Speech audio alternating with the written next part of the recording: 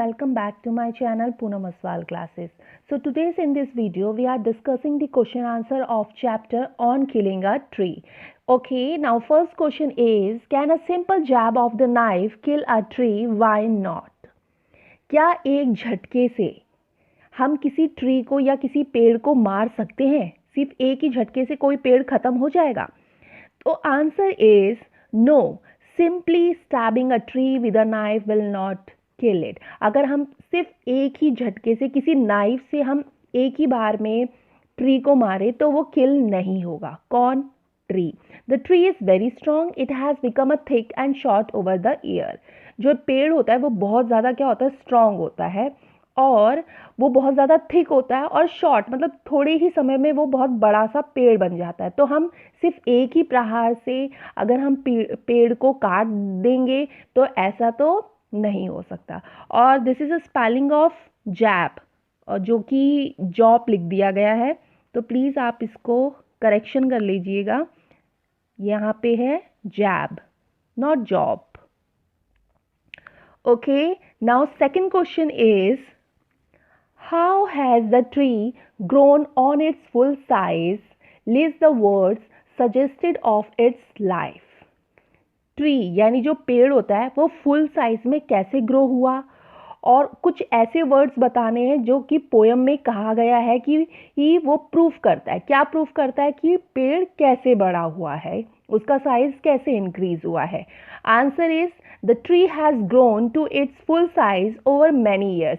जो एक पेड़ होता है जब वो पूरा बड़ा होता है तो वो बहुत साल लेता है पेड़ बनने के लिए. It has slowly consume the soil. वो क्या करता है? धीरे धीरे कंज्यूम मतलब उपभोग करता है. किसका? सॉइल का. जैसे हम लोग जीने के लिए क्या करते हैं? हमें खाना बहुत ज़रूरी होता है. खाना या पीना हम उसको कंज्यूम करते तब हम धीरे धीरे बड़े होते हैं. वैसे ही एक जो पेड़ होता है, जो ट्री होता है, वो क्या कंज्यूम करता है? सॉइल कंज्यूम करता है. It has absorbed sunlight, air, water and put fourth leave. और जो वो पेड़ होता है, वो ट्री होता है, वो और क्या क्या एब्जॉर्ब करता है? सनलाइट करता है, एयर करता है, वाटर, इन सब का भी वो उपभोग करता है. तब वो क्या बनता है? एक पेड़ बनता है. तब उससे क्या उगता है? जब वो सनलाइट, एयर, वाटर ले लेता है, एक लीव्स उगती है. और जहाँ तक इस क्वेश्चन में जो सेकंड क्वेश्चन पूछा गया था कि पोयम में कोई ऐसे वर्ड्स बताने जिससे ये प्रूव होता है कि ट्री क्या होता है? स्लोली स्लोली धीरे धीरे फुल साइज में इंक्रीज होता है. तो word suggested of its life and activities. तो वर्ड्स क्या क्या है? वो वर्ड्स है कंज्यूमिंग. कंज्यूम करता है मतलब उपभोग करता है. पेड़ क्या उपभोग करता है? जैसे सॉइल उपभोग करता है. Rising, feeding, absorbing and sprouting. ये सारे वो वर्ड्स है जो पोयम में बताया गया है कि ट्री क्या होता है? अपने फुल साइज में ग्रो होता है. Okay, now question number third is, what is the meaning of bleeding bark? Bleeding bark का मतलब क्या होता है? Answer is bleeding bark means the wounded ring of the tree. It is bleeding because it has been hacked and chopped. तो bleeding bark का मतलब क्या होता है? ब्लीडिंग बार्क होता है जैसे कोई पेड़ होता है, अगर हम पेड़ को की टहनी को या पेड़ को कहीं से काटते हैं तो वो वाउंड रिंग मतलब गोल सा रिंग बन जाता है, उसमें गोल सा निशान बन जाता है, तो उसको बोला जाता है ब्लीडिंग बार्क. ब्लीडिंग मतलब खून और बार्क मतलब छाल. तो वो एक छाल सा बन जाता है पेड़ पर, गोल सा, तो उसको ब्लीडिंग बार्क बोला जाता है. और वो ब्लीडिंग बार्क कैसे होता है? जब हम क्या करते हैं? पेड़ को हैक्ड या चॉप्ड करते हैं, यानी हम उसे काटते हैं, तो तब वहाँ पे वो निशान छोड़ देता है.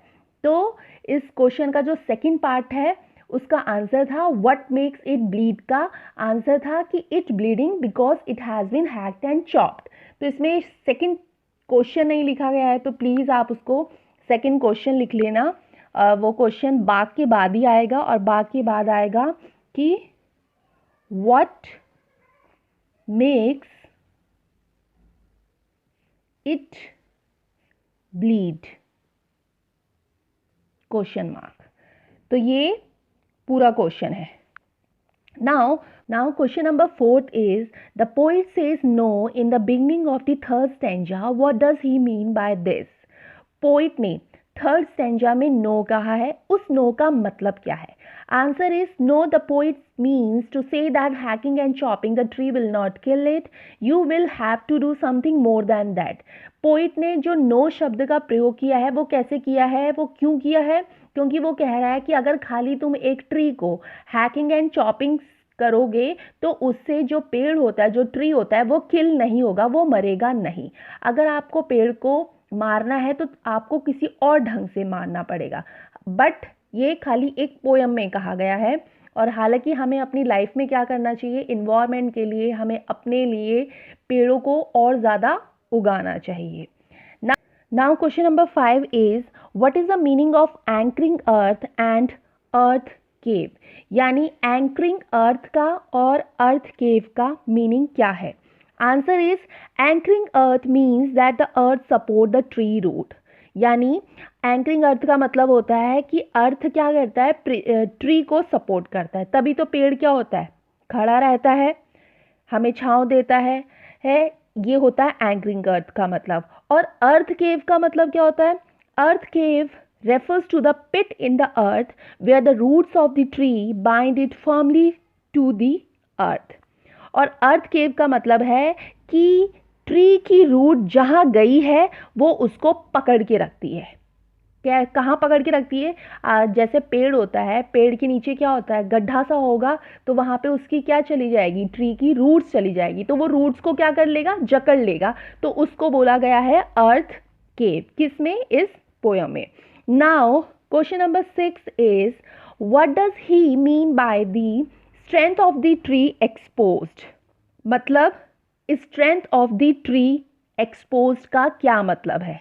Answer is the strength of the tree exposed means that upon being uprooted the most sensitive and important part of the tree. यानी पेड़ का जो important part है वो क्या है, उसकी रूट है जो कि बहुत ज़्यादा सेंसिटिव है. कैसे? अगर हम जो पेड़ होता है, पेड़ को अगर जड़ से उखाड़ दे तो अगर जड़ ही उखड़ जाएगी तो पेड़ भी उखड़ जाएगा. तो इसीलिए ट्री का जो सेंसिटिव पार्ट क्या होता है, उसकी रूट होती है. The root will not longer remain hidden in the earth. तो जो जड़ होती है वो जड़ क्या होती है, अर्थ में हिडन होती है, मतलब छुपी हुई रहती है. कौन? जड़ें. किसकी? ट्री की. Now okay, last question is what finally kills the tree. Finally tree को कैसे मारा जाता है? Answer is when the tree is entirely uprooted, it lies exposed in the sun and air, it dries up, it cannot feed on the soil, it cannot breathe, then it die. जब एक पेड़ को उसकी जड़ से उखाड़ दिया जाता है और उसको एक जगह फेंक दिया जाता है, तब उसके पास ना सन जाती है ना उसके पास एयर जाता है. किसके पास? ट्री के पास. जब उसे जड़ से उखाड़ दिया जाता है तो वो क्या हो जाता है, बिल्कुल सूखा हो जाता है. कौन? ट्री. उसको सॉइल नहीं मिलती. क्यों? क्योंकि वो तो जड़ से उखड़ा हुआ है. वो सांस नहीं ले पाता. क्यों? क्योंकि वो तो जड़ से उखाड़ दिया गया है. तब फाइनली एक किल हो जाता है. किसका? ट्री का. यानी फाइनली तब ट्री मर जाता है. तो ये था chapter on killing a tree के क्वेश्चन आंसर. तो thanking you watching this video and please do like, subscribe and share my videos also. Thank you.